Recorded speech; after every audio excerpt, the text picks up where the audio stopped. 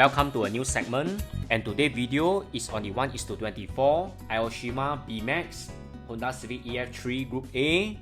I will do a build from start to finish for this model kit, and I will share the process in this channel through several videos. It is sitting around with me for a while, and now I decided to build it. What's very interesting, it comes with two optional choices for decal application. One is based on the 88 Motul livery, and the other is based on the 89. I will most likely go for the 88 because I have the Inno 64 and Tomica version. Instruction booklet is quite detailed. There's several colors you need to purchase before you build the kit, and also livery application guide. And here's the step-by-step instruction to build the model kit and the painting. Not too complicated or comprehensive like other brands.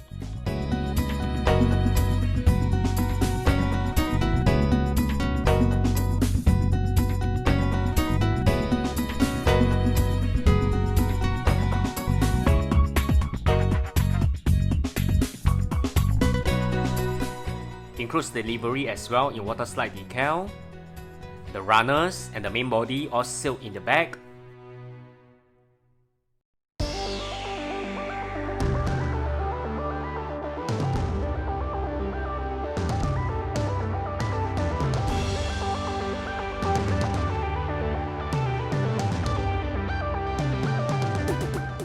Wheel sets that comes in chrome.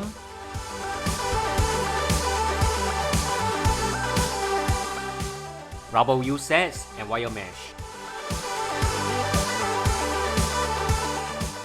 Alright, they are now all out of the package, and before I start, I shall soak all this in water overnight to remove the chemical residue for a smooth paint process. And now to start building the EF3, I usually have two cutters. One is to cut the runner or basic parts.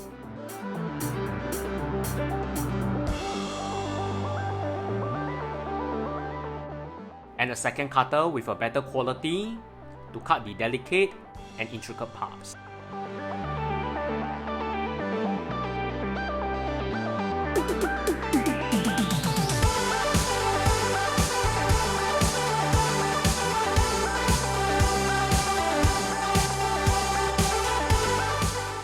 You can see after cutting there's still excess, no worries.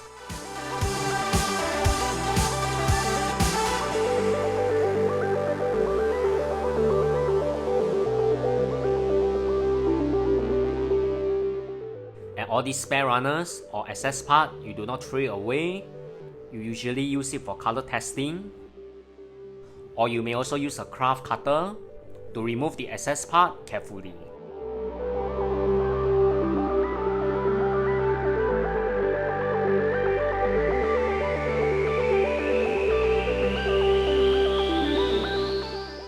Once it's removed, I'll use the sandpaper to sand it for a nice finishing touch. Because this is a plastic kit, you do not want to over sand it with the 600 grit sandpaper.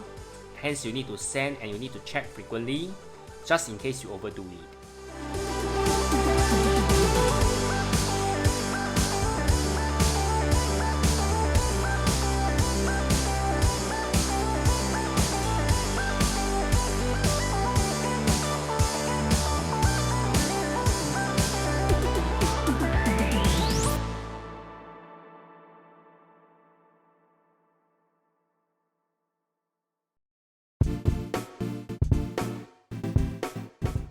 After that, remove all the excess with a fine brush. And now I'll start preparing the body for painting. Just got this new airbrush. It's from Tamiya Smart Max. Quite an economical airbrush. Usually I will airbrush and I will go in small circles and try to do an overlay on all the area. Never mind if it doesn't cover all the area, you can always wait for it to dry. Maybe usually about 10 minutes, and will come back to give a second coat again. Likewise for the exterior body, I will just coat it all with black surfacer for me to prepare the body for painting. And because I'm going to sand over this coat to prepare the body, I will just usually give one coat.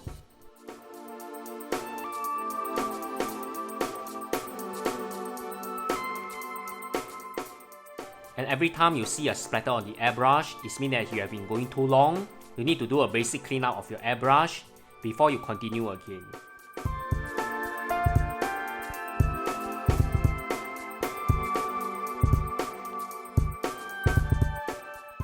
Now I will continue on this runner also because it's all the outer body. Do not attempt to airbrush multiple coats in a go. Just wait for it to dry and you come back again.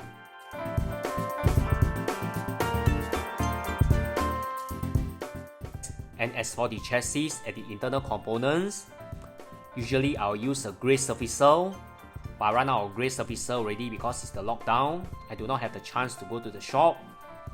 Hence I'll use the black surfacer. One good thing about grey surfacer is you can see the color tone to make sure that you have covered all the areas. While black is quite hard to tell, especially the runner is on matte black. Hence from here onwards, I shall use my own judgment because I only left a small portion of grey primer on the main body.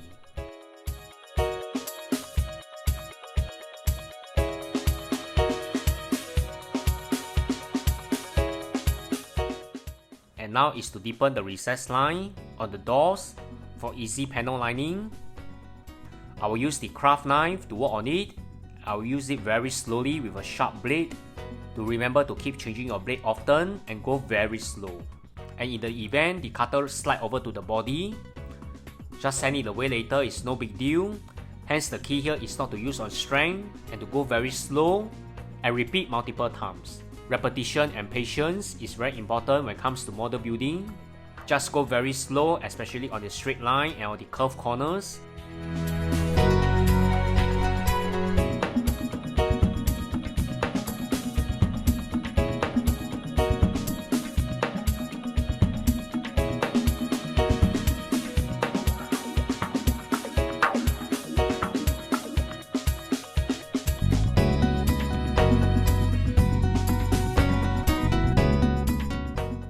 And now I shall use the 600 grit sandpaper to sand away the black surfacer to prepare the body for painting.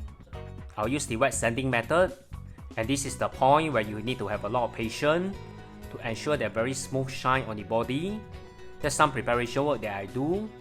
Process is very repetitive. I will cut all the sandpaper into very small pieces just for ease of use. This is quite an important step for me because there may be some small imperfection that may show up if I never sand while painting the primary color white, and also to prevent an orange peel effect when painting.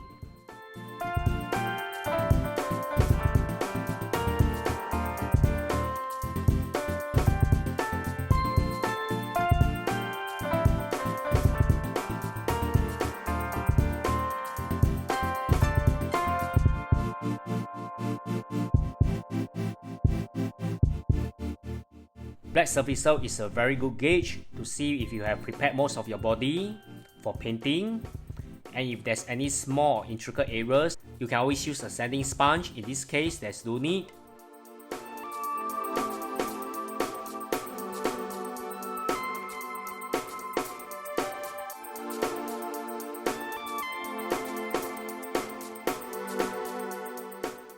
Alright, the body of the EF3 is more or less prepared. And in my next video, I'll apply priming again and to paint over the main body. I will continue to upload the process periodically. And remember to like, share and subscribe to this channel. Thanks everyone. Bye.